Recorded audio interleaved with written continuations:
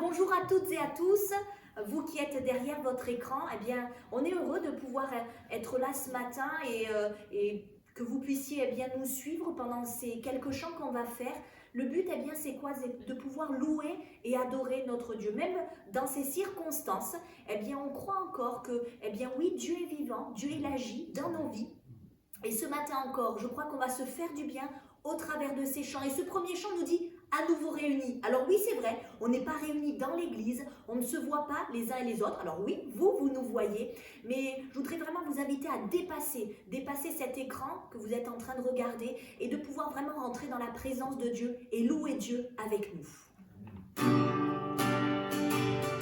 À nouveau réunis.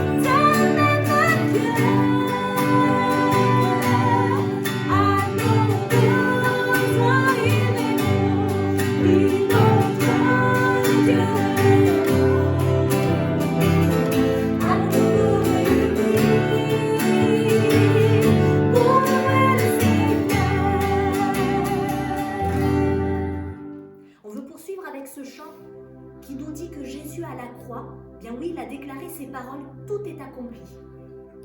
Et à la croix, on veut se souvenir que Jésus, eh bien, il a payé le prix pour chacune de nos vies.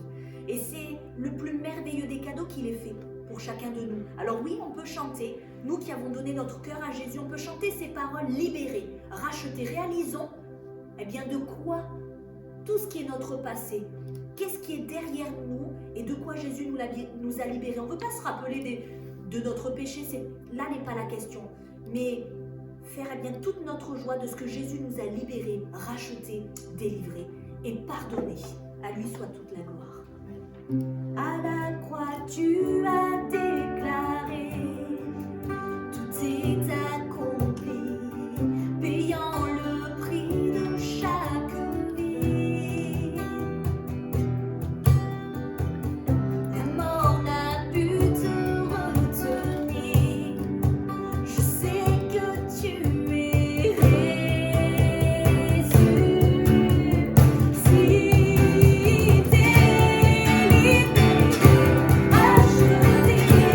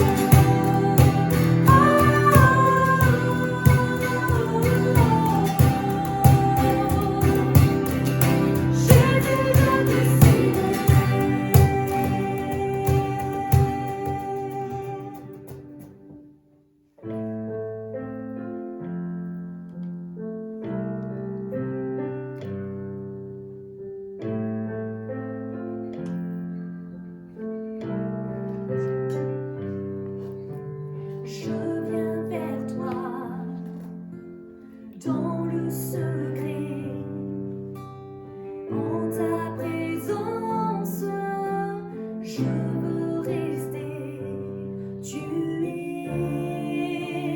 Tu seras toujours là.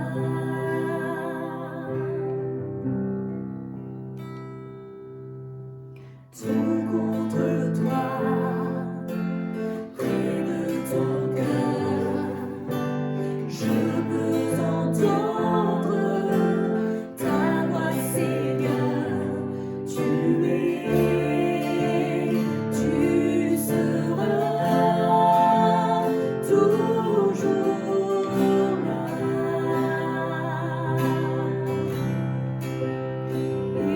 Ébloui devant toi, éternel.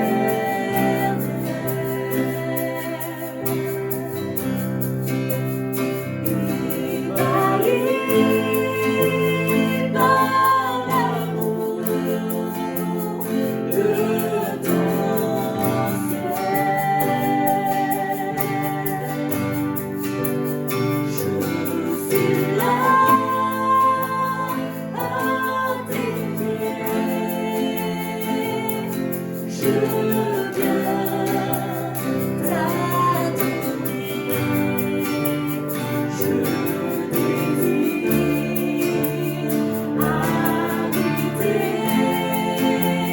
près de toi.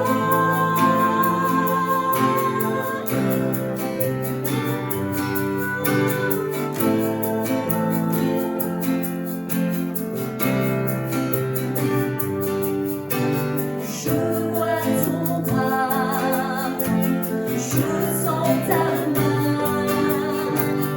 Tu me protèges, tu me soutiens. Tu seras toujours là. Ébloui devant toi, éternel.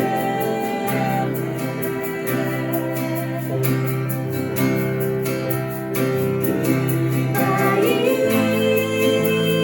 par l'amour de ton ciel. Je suis là à tes pieds. Je viens t'adorer. Je désire habiter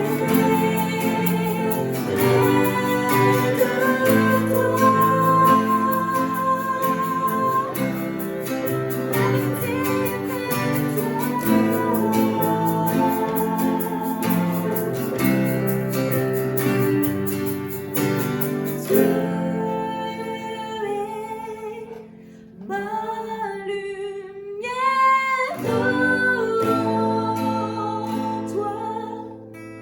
J'ai un Père, reçois ma prière.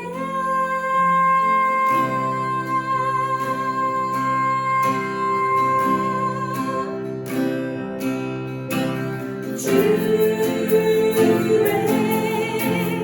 ma lumière devant toi.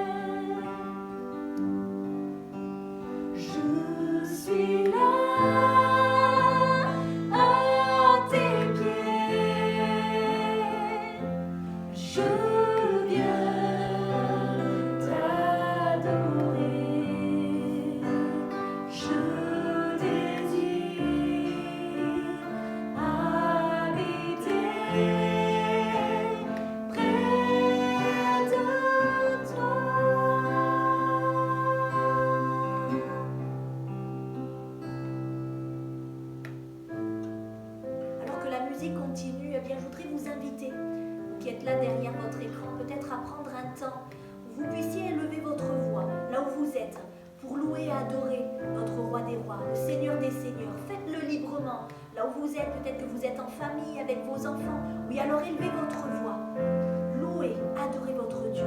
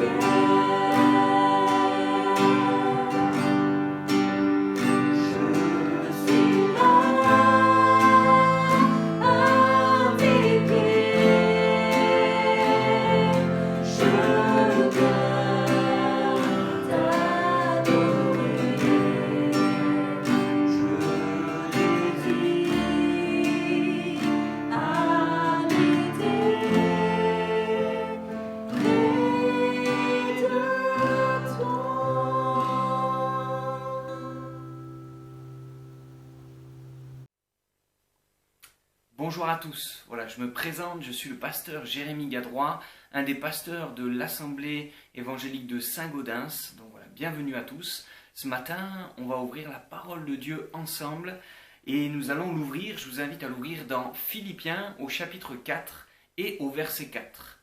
Ce sera notre texte de base qui nous servira à commencer à pouvoir réfléchir sur les choses de Dieu et à pouvoir recevoir le trésor que Dieu a pour nous en cette matinée. On lit ensemble. Réjouissez-vous toujours dans le Seigneur. Je le répète, réjouissez-vous. Que votre douceur soit connue de tous les hommes. Le Seigneur est proche. Ne vous inquiétez de rien, mais en toute chose faites connaître vos besoins à Dieu par des prières et des supplications, avec des actions de grâce. Et la paix de Dieu qui surpasse toute intelligence gardera vos cœurs et vos pensées en Jésus-Christ. Amen. Seigneur, nous voulons vraiment ce matin regarder à toi. On veut regarder à toi au travers de ce livre que tu as inspiré, la Bible. On veut comprendre ce que tu attends de nous, on veut comprendre aussi ce que tu as pour nous, parce qu'on a besoin de toi. Particulièrement en ces moments, on a besoin que tu viennes parler à nos cœurs. On a besoin d'une parole de toi, parce que quand tu parles, il se passe des choses dans les vies, Seigneur. Merci encore de nous aider à comprendre, à recevoir ce que tu veux nous communiquer. Que ton nom soit béni pour tout. Amen. Amen. Je viens de prendre ce texte de Philippiens chapitre 4 verset 4, un texte que j'aime beaucoup, qui m'a beaucoup servi dans ma vie. un texte que je retiens qui dit deux choses. La première, c'est « Réjouissez-vous toujours », et Paul dira « Je le répète, réjouissez-vous ». La deuxième chose, c'est « Ne vous inquiétez de rien ». En ces temps qui sont les nôtres, on pourrait se dire « Mais Paul, tu n'es pas dans ma génération, tu n'es pas dans ma situation, comment tu arrives à dire ?» Et peut-être si vous l'aviez en face et que vous le disiez en face, vous lui diriez « Mais Paul, tu réalises pas là, tu comprends pas. Qu'est-ce que tu racontes? Réjouissez-vous toujours, et tu le répètes en plus. Mais Paul, comment je peux me réjouir que des gens tombent malades? Comment je peux me réjouir que des personnes meurent? Comment je peux réjouir qu'on me prive de ma liberté, que je sois obligé de rester chez moi, coupé du monde? Comment est-ce que je peux me réjouir alors que j'ai la peur de ce qui peut m'arriver? Je ne sais pas ce qui va se passer. Comment je peux me réjouir alors qu'on est confiné à la maison et qu'on commence à nous donner des instructions aussi contraignantes? On pourrait dire aussi, comment tu peux me dire de ne pas m'inquiéter? Comment tu peux me dire de ne pas me poser de questions et de pas avoir peur? Mais Paul, tu n'es pas dans ma situation. Paul, tu ne me comprends pas. Toi, probablement que tout va bien pour toi. Paul, lui, il nous dit, réjouissez-vous, ne vous inquiétez de rien. Comment est-ce qu'il arrive à dire ça? Probablement que tout va bien pour lui. J'aimerais nous rappeler un petit peu le contexte dans lequel Paul a écrit cette lettre aux Philippiens, aux habitants de Philippe. Paul, à ce moment-là, était en prison. Et on le découvre dans la même lettre, dans la lettre aux Philippiens, et cette fois-ci au chapitre 1 et au verset 13, il est écrit ceci. « En effet, dans tout le prétoire et partout ailleurs, nul n'ignore que c'est pour Christ que je suis dans les liens, et la plupart des frères dans le Seigneur, encouragés par mes liens, ont plus d'assurance pour annoncer sans crainte la parole. » Ce texte nous montre que Paul était en train d'écrire alors qu'il est en prison. Paul est en prison. Paul est dans les liens en tout cas. Paul n'a pas la liberté de se promener où il veut, d'aller faire ses courses où il veut. Paul a des instructions claires et il est là. Et en plus, il est là d'une manière injuste. Il est là parce qu'il a parlé de Jésus-Christ. Paul n'écrit pas « Réjouissez-vous toujours ». Il ne dit pas « Ne vous inquiétez de rien » alors que tout va bien pour lui. Paul a sa vie qui est menacée. Paul a sa liberté qui est empiétée. Paul est accusé alors qu'il ne fait que de prêcher des choses qui encouragent les gens à aller dans la bonne direction, dans les choses qui sont avec des conséquences de bénédiction. Paul, en plus, il est en train de vivre une autre chose. Dans Philippiens chapitre 2, verset 20, il est écrit, et c'est lui qui parle encore, « Je n'ai personne ici qui partage mes sentiments. » Paul, non seulement il est dans les liens, mais en plus, il est en train de dire, ici, là, dans ma situation, j'ai personne qui partage mes sentiments. Alors il va bien dire, j'ai Timothée, mais en grande majorité, il n'a personne, il n'a pas des personnes qui sont là, qui l'encouragent, qui partagent ses sentiments, ses désirs, ses pensées, etc. Paul, en prison, pense aux autres, il pense aux Philippiens, et il va dire, vous savez, j'ai personne qui me comprend. Personne qui me comprend. Et encore une chose, si ça ne suffisait pas, Paul, alors qu'il écrit « Réjouissez-vous toujours », alors qu'il dit « Ne vous inquiétez de rien », il va préciser dans Philippiens 2, 27, « Épaphrodite a été malade, en effet, et tout près de la mort, mais Dieu a eu pitié de lui, et non seulement de lui, mais aussi de moi, afin que je n'eusse pas tristesse sur tristesse. » Épaphrodite était un des collègues de Paul qui travaillait avec lui, et Paul va dire « Mais j'avais mon frère là, j'avais cet ami qui était malade, et il a failli mourir. Il était tout près de la mort. Mais Dieu a eu pitié de lui.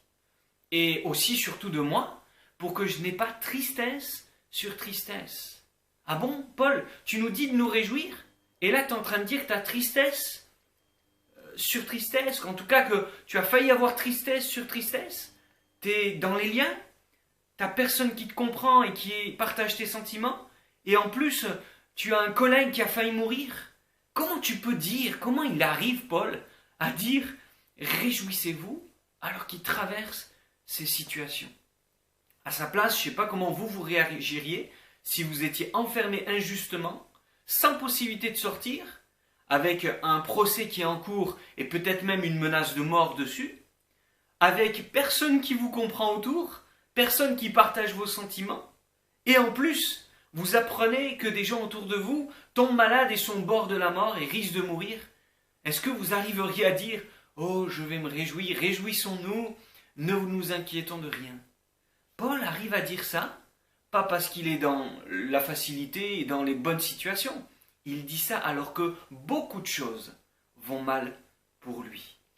Alors je vais juste regarder à son secret. On va voir que dans tout l'épître aux Philippiens, Paul il va dire « j'ai de la joie ». J'ai de la joie. Ce qu'il dit aux autres, il le vit lui-même. Hein. Il le vit lui-même. Il n'est pas, lui, en train de se plaindre, etc. Il se réjouit. Dans tout Philippiens, on voit qu'il se réjouit. Et il se réjouit pour plusieurs choses. On peut trouver, par exemple, il se réjouit pour la bonne nouvelle qui est répandue. Philippiens 1,3 « Je rends grâce à mon Dieu de tout le souvenir que je garde de vous, ne cessant dans toutes mes prières pour vous tous, de manifester ma joie au sujet de la part que vous prenez à l'Évangile depuis le premier jour jusqu'à maintenant. » Paul se réjouit pour la bonne nouvelle qui est répandue partout. Il dit « Je ne cesse de manifester ma joie dans mes prières au sujet de la part que vous prenez dans l'Évangile. » Alors que tout va mal, Paul va choisir de se réjouir parce que certains de ceux qui ont la même foi que lui, eh bien, témoignent et partagent l'Évangile autour d'eux. Il y a une bonne nouvelle, c'est l'Évangile, ça veut dire bonne nouvelle. L'Évangile est annoncé et beaucoup peuvent être encouragés alors que dans leurs circonstances, ils ne vont pas bien. Et rien que pour ça, Paul il dit « j'ai de la joie même si le reste va mal, pour ça j'ai de la joie parce que des gens entendent que Jésus-Christ est mort pour pardonner les péchés du monde. Jésus a donné sa vie pour sauver la nôtre, Jésus a vécu l'enfer pour nous offrir le paradis, pour nous donner une place au ciel. Il a subi le châtiment que nos péchés exigeaient afin que nous en soyons épargnés. » Et ça, c'est une bonne nouvelle. Et Paul, il est heureux, il a de la joie. Et dans ses prières, il dit « Oh Seigneur, je te remercie, j'ai de la joie, tu me réjouis quand j'apprends le travail que tu fais au travers de ces personnes qui sont croyantes aussi à Philippe. » Ensuite, Paul, il va dire qu'il se réjouit pour les prédicateurs, même ceux qui prêcheraient avec de mauvaises intentions ou pour de mauvaises raisons. Il dira dans Philippiens 1,18, c'est étonnant, « Qu'importe, de toute manière, que ce soit pour l'apparence, que ce soit sincèrement, Christ n'est pas moins annoncé, je m'en réjouis et je m'en réjouirai encore. » Quelle attitude! Paul, il ne va pas dire « Oh, il n'est pas de la même religion que moi, il n'est pas de la même union d'église que moi, il n'est pas du même bord que moi, etc. » Non, non, Paul, il dit « Peu importe, du moment que la vérité, selon la parole, selon la Bible est annoncée, je me réjouis et je me réjouirai encore. » Même s'il y en a qui annoncent et qui prêchent pour l'apparence, pour montrer « Regardez-moi l'orateur que je suis. » Paul, il dit « Peu importe, du moment que la vérité est prêchée, après c'est Dieu qui donnera selon nos cœurs, selon notre attitude. » Ensuite, il se réjouit pour l'exemple qu'il peut donner. En fait, Paul, il ne voit pas l'épreuve comme quelque chose qui l'abat, qui le démolit, qui le rend triste. Il voit l'épreuve comme un moyen d'encourager les autres en supportant l'épreuve et en donnant un exemple de foi. Il dira « Et même si je sers de libation pour le sacrifice et pour le service de votre foi, je m'en réjouis et je me réjouis avec vous tous. » Amen. Paul est celui qui se réjouit même s'il devait subir des souffrances et même s'il subit des souffrances parce que ça va servir pour la foi de ceux qui un jour aussi subiront des souffrances. Paul se réjouit pour ceux qu'il a vus se convertir. Il dit « Je me réjouis parce que je vous ai vus. » On sait que Paul, c'est celui qui a ouvert l'église de Philippe. Il a, dans son deuxième voyage, ouvert cette église. Il est retourné aller visiter cette église dans son troisième voyage. Et là, il écrit qu'il est heureux, il se réjouit de savoir qu'il continue à marcher dans la foi. Et puis enfin, Paul va se réjouir pour l'offrande qu'il va recevoir de la part des Philippiens. Il dira « J'ai éprouvé une grande joie dans le Seigneur de ce que vous avez pu enfin renouveler l'expression de vos sentiments pour moi. Vous y pensiez bien, mais l'occasion vous manquait. » En plus, il est diplomate. En tout cas, il a un bon cœur. Hein. Il dit, oui, bon, vous avez peut-être mis du temps à envoyer quelque chose, moi qui suis dans la détresse, mais je me réjouis de ce que vous l'avez enfin fait. Vous y pensiez, mais vous n'avez pas trouvé l'occasion. Mais maintenant, vous l'avez fait. Au lieu de dire, c'est grâce à moi que vous avez cru. C'est moi qui ai ouvert l'église. Vous devriez quand même avoir pensé à moi plus tôt. Non, Paul, il n'exige rien. Plusieurs fois, il dira, je suis venu et j'ai rien demandé de vous, parce que l'important, c'est de vous donner et que vous receviez l'évangile. On n'est pas là pour l'argent, on n'est pas là du tout pour tout ça. Ce que l'on veut, c'est le salut des âmes. C'est que les gens puissent trouver le réconfort, la joie en Jésus-Christ, le pardon de leurs péchés, la vie éternelle. Et lui dit, je me réjouis quand même de ce que vous avez pu envoyer, même si ça a pris du temps.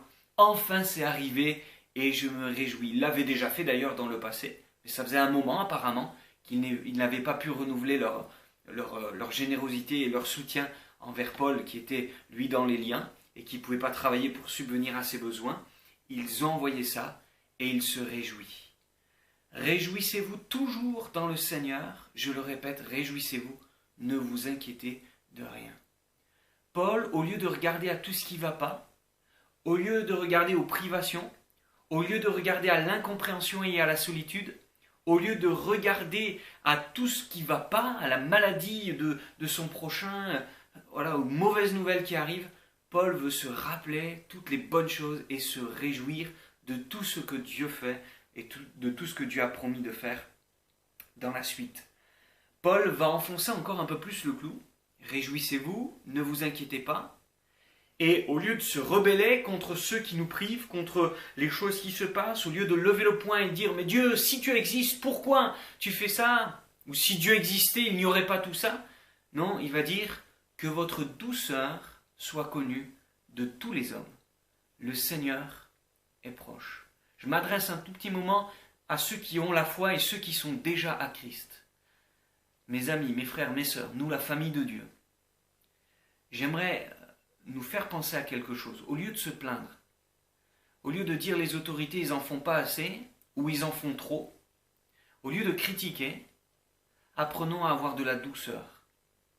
C'est pas humain, c'est pas facile, je suis le premier à être assez râleur, mais Paul lui va dire, alors que tout va mal, il va dire que votre douceur soit connue de tous les hommes. C'est l'appel qu'il nous fait aussi dans ces moments. Le Seigneur est proche. C'est pas anodin, il n'a pas mis ça pour compléter la lettre. Le Seigneur est proche. Et si Jésus reprenait notre vie ou revenait nous chercher, à un moment où on est en train de râler, où on est en train de se plaindre, alors que lui-même a subi tout ce que nous méritions à notre place. Si quand il nous reprend, on est en train de râler, vous pensez que c'est quelque chose de bon? Moi je pense que c'est pas comme ça que Dieu veut venir nous chercher. C'est pas comme ça que Dieu veut nous voir même, puisque de toute manière il nous voit maintenant. Que notre douceur soit connue de tous les hommes. Alors comment il fait Paul pour se réjouir, ne pas s'inquiéter, avoir une certaine douceur? La clé de ce mode de vie réside dans la suite de ce qu'on vient de voir. Il a dit, j'ai éprouvé une grande joie de ce que vous avez pu renouveler l'expression de vos sentiments. Et il continue, Philippiens 4,10, ce n'est pas en vue de mes besoins que je dis cela. Car, première chose, j'ai appris à être content de l'état où je me trouve. Paul a appris à être content de l'état où il se trouve. Il est en prison. Il est seul à partager certains sentiments. Et quelquefois, il apprend que certains sont malades au bord de la mort, etc. Souci sur souci. J'ai appris à être content dans l'état où je me trouve. Je sais vivre dans l'humiliation. Je sais vivre dans l'abondance. En tout et partout, j'ai appris à être rassasié et à avoir faim. À être dans l'abondance et à être dans la disette. Et il termine, je puis tout par celui qui me fortifie. Comment Paul a réussi à en arriver à apprendre à être content dans l'état où il se trouve, jusqu'à être content dans les liens? Comment c'est possible? Il peut tout par celui qui le fortifie. Quand je méditais sur ce texte, j'ai pensé à 2 Corinthiens 11, 23. Souvent en danger de mort, il va dire. 5 fois, j'ai reçu des Juifs 40 coups moins 1. Des coups de fouet. 3 fois, j'ai été battu de verge. 1 fois, j'ai été lapidé. 3 fois, j'ai fait naufrage. J'ai passé 1 jour et 1 nuit dans l'abîme. Fréquemment en voyage, j'ai été en péril sur les fleuves, en péril de la part des brigands, en péril de la part de ceux de ma nation, en péril de la part des païens, en péril dans les villes, en péril dans les déserts, en péril sur la mer, en péril parmi les frères. J'ai été dans le travail et dans la peine, exposé à de nombreuses veilles, à la faim, à la soif, à des jeûnes multipliés, au froid et à la nudité. Et sans parler d'autre chose, je suis assiégé chaque jour par les soucis que me donnent toutes les églises. Paul, il dit, j'ai souvent été dans la détresse la plus totale. J'ai été dans la faim, dans la disette, dans la veille, dans le jeûne prolongé, dans toutes sortes de choses. Et si c'était pas assez, j'ai en plus des soucis que me donnent les églises. Comme quoi, c'est pas nouveau que les églises, ça donne des soucis. Eh ben oui, on n'est que des hommes en train de chercher à progresser et d'aller dans la bonne direction, c'est tout. On apprend et on compte sur la grâce de Dieu. Paul a appris à être content dans l'état où il se trouve par les expériences qu'il a vécues, en ayant une vie de prière et en comptant sur la grâce de Dieu et en vérifiant à chaque fois que Jésus n'est pas menteur, que Dieu n'est pas menteur, que la Bible n'a pas de mensonge et ne ment pas lorsqu'elle dit que Dieu veillera sur nous. Il a vécu les naufrages, il a vécu les fouets, il a vécu l'abandon, il a vécu la trahison, il a vécu la faim, tout. Et pourtant, il est là aujourd'hui encore, peut-être en prison, peut-être dans les liens, mais il est là, toujours, et il continue à avoir la présence de Jésus dans son cœur. Et ça lui donne de supporter tout. Il peut tout par celui qui le fortifie. Et celui qui le fortifie, c'est Jésus-Christ. C'est l'Esprit de Dieu, c'est le Père, par la parole, par tout ce qu'il a comme communion avec Dieu personnel. Paul arrive à tenir dans l'état où il est, à être content, parce qu'il vérifie à chaque fois que Jésus est présent et qu'il ne l'abandonne pas. Ce Jésus qu'il avait rencontré sur le chemin de Damas lorsqu'il allait faire enfermer des chrétiens, peut-être les faire tuer encore, lorsqu'il était là sur son cheval et qu'une grande lumière est arrivée, avec cette voix qui s'est fait entendre « Je suis Jésus que tu persécutes ». Au bout d'un moment, Paul qui dit « Que veux-tu que je fasse ?» Et de ce jour-là, sa vie a changé. Et il a appris à être content dans l'état où il se trouvait. Alors je reprends. Paul ne dit pas « Réjouissez-vous » parce que tout va bien. Il ne dit pas « Ne vous inquiétez pas » parce que tout va bien. Il ne dit pas « Soyez doux » que quand tout va bien et parce que lui ne sait pas ce que c'est que l'épreuve. Paul, il connaît les situations qui sont comme les nôtres, voire pires que les nôtres. Et dans tout ça, il a une clé. Il se laisse fortifier par Jésus-Christ, par sa parole, dans la prière, dans une dépendance à Jésus. Il ne s'appuie sur rien d'autre. Sa force n'est pas dans son compte en banque ou dans la bourse qui aujourd'hui fait le yo-yo. Sa force, sa joie, sa douceur, sa constance ne vient pas juste dans les églises. Les églises lui font des soucis. Sa constance, elle vient directement de Jésus-Christ. Et aujourd'hui, si nous sommes confinés chez nous, si on est peut-être dans l'interdiction de se réunir, ça n'enlève rien à notre relation avec Jésus. La question c'est ça, est-ce que tu connais Jésus? Est-ce que tu aimes Jésus? Est-ce que tu es dans la présence attaché, dans la présence de Jésus, attaché à Christ, dans sa parole? Est-ce que toi tu es attaché à lui? Alors je conclus simplement avec cette dernière parole que je relèverai de Paul. Ce que vous avez appris, reçu, entendu de moi, ce que vous avez vu en moi, pratiquez-le, et le Dieu de paix sera avec vous. Je reprends. Ce que vous avez appris, on vient d'apprendre quelque chose, peut-être qu'on ne savait pas ou qu'on avait oublié, ou qu'on n'avait pas compris, on a appris qu'il y a une solution pour ne pas s'inquiéter, pour ne pas perdre la joie, pour se réjouir au contraire, pour être doux dans des moments où on aurait tendance à se rebeller. On a appris qu'il y a une solution, c'est de se fortifier en Jésus-Christ et d'apprendre par les expériences à être content dans l'état où on est. Et peu importe, il y a pire, il y a mieux, peu importe, si je suis là, Jésus est présent avec moi et c'est en lui que je me confie. Ce que vous avez appris et reçu. Toi qui regardes, toi qui entends, est-ce que tu reçois ce qui vient d'être tiré de la Bible ce matin? Est-ce que tu reçois cet encouragement de Paul et de Dieu au travers de lui à te réjouir, même si ça ne va pas, même s'il y a des mauvaises nouvelles, même si tu n'es pas compris ou comprise? Est-ce que tu te réjouis? Est-ce que tu reçois cette parole? Est-ce que vous avez appris, reçu et entendu? Est-ce que tu as entendu ce matin quelque chose pour toi résonner dans ton cœur? Ce que vous avez vu en moi, lisez le livre des Actes et vous allez voir toute la vie de Paul et comment Dieu, Jésus ont su toucher son cœur, le guider et faire de lui un homme complètement différent. Il dit pratiquez-le, ce que vous avez vu, entendu, reçu. Pratiquez-le. C'est un mode de vie, c'est pas croyez-le simplement, pratiquez-le. Je veux mettre en pratique ce mode de vie, je le veux pour moi aussi. Et s'il le demande, s'il le dit, pratiquez-le, c'est qu'il sait que Dieu, Jésus, peut nous donner la force de le faire, même si ça paraît impossible. Et le Dieu de paix sera avec vous.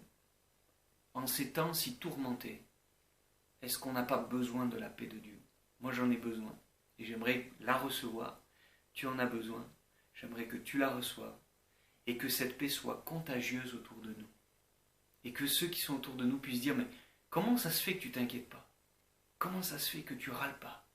Comment ça se fait que tu te réjouis et que tu arrives à trouver des sujets de joie alors qu'on nous annonce que des mauvaises nouvelles? Non, non, non. T'es pas comme les autres, toi. J'aimerais connaître ce que tu as. Où t'as trouvé ça? Je l'ai trouvé dans la Bible. Merci Seigneur. On prie ensemble. Seigneur, ce matin encore, on veut apprendre à te faire confiance. On veut apprendre à compter sur toi. On veut apprendre comme Paul, par les expériences de la vie, à vérifier que tu es ce Dieu fidèle, que tes promesses sont certaines, que tu n'es pas un Dieu qui ment. Et je sais que tu es le premier à vouloir confirmer ta parole dans nos vies. Alors s'il te plaît, Seigneur, aide-nous à avoir la foi.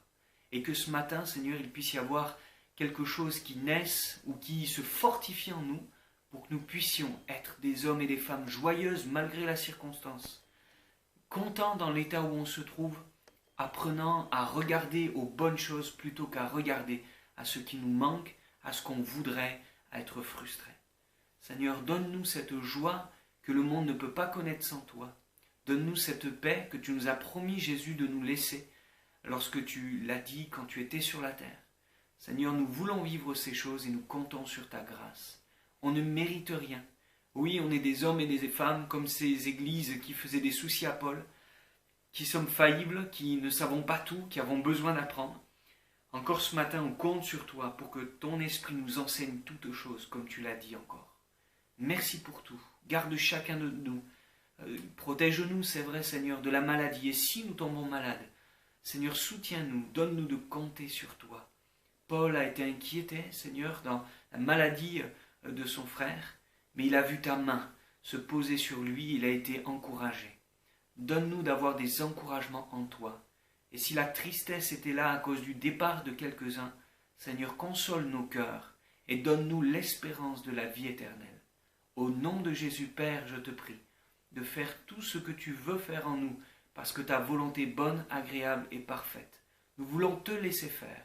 Façonne nos cœurs et façonne nos vies. Change-nous, rends-nous semblables à toi, semblables à Paul aussi qui est un modèle pour nous, et que tu sois glorifié dans nos vies, et que le monde puisse être béni au travers de nous et de toi aussi, Seigneur. Amen. Amen. Que Dieu vous bénisse à chacune et à chacun, et à bientôt, je l'espère, tous ensemble, à se retrouver à nouveau dans la joie pour louer le Seigneur et l'adorer en tout temps. Que Dieu vous bénisse. À bientôt.